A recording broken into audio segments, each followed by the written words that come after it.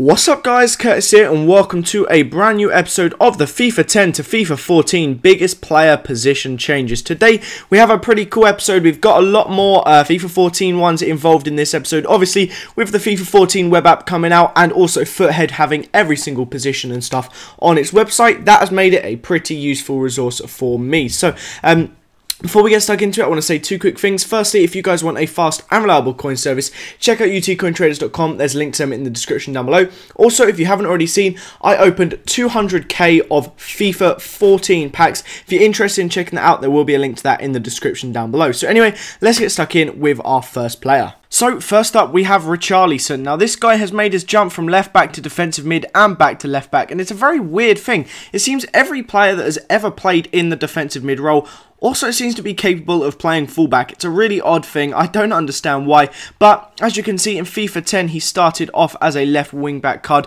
then went to a defensive mid for FIFA 11, defensive mid FIFA 12, defensive mid FIFA 13, and then left back finally to finish off in FIFA 14. It's also quite a weird thing as well to see him going back to the position that he took up at a previous club, especially when you see him go left back to defensive mid at one club and then go defensive mid to left back at the next club. Usually you'd find like the new club would kind of find a more suited role for him, but for him to go back there, I think that's actually quite a cool little thing. Next up, we have Ross Gaynor, and quite honestly, I just love it when I see changes like this. When you see a player, FIFA 11 there, he's a striker, that's fine. FIFA 12 there, he's a striker, that's fine. FIFA 13, team of the season card at left back. I mean, what is that even about? To me, that just is mind-blowing. I couldn't imagine Nicolas Bentner, Olivier Giroud, Chamac. I know that I'm just naming literally 3 recent Arsenal strikers, but in my head, them playing left back just seems unbelievable. It seems like it'd be easier to make you move from left back to striker rather than going from striker to left back. It just seems absolutely bonkers that you can get your career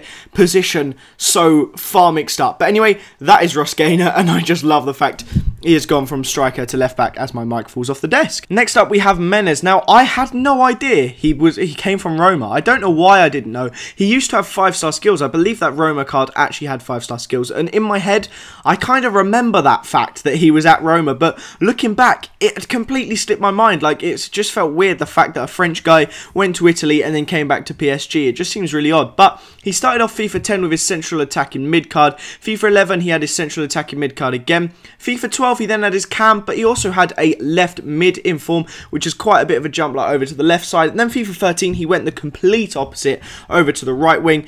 Then he gets his striker in form and a centre forward team in the season, and then ends up this season in centre forward. So he's jumped all over that sort of front area line, sort of in a 4-2-3-1 sort of section. But anyway, next up we have Dennis Aogo. Spending most of his time mainly at left back. We're going back to the thing that we had earlier on in the episode, as it seems to be the case that left backs can always play centre mid, and centre mids and defensive mids can always play fullback. It's such an odd thing. Like, if a team is ever short of fullbacks, it's quite rare you'll see a centre back pushed out there. There's a lot of centre backs that cannot play fullback at all. Yet your defensive mid, for example, in Arsenal, that's just the first one that pops into my head, Aaron Ramsey, will go in and slot in at right back. It just seems like a really odd thing, but it's so common in football. So obviously Aogo has made his move from left back to centre mid. He obviously is more comfortable there, and it's quite a cool little move there. Obviously, moving to Schalke, they obviously felt his more suited position was centre mid. But that is the end of this episode, guys. I hope you did enjoy it. Please show your support by leaving a like. I can't believe how well received this series is still being. I'm absolutely loving looking back at players like this. So if you guys are too, please drop it a like. Subscribe to this channel if you're new around here. Thank you very much for watching, guys. I hope you enjoyed it. Have a nice day, and I'll see you next time.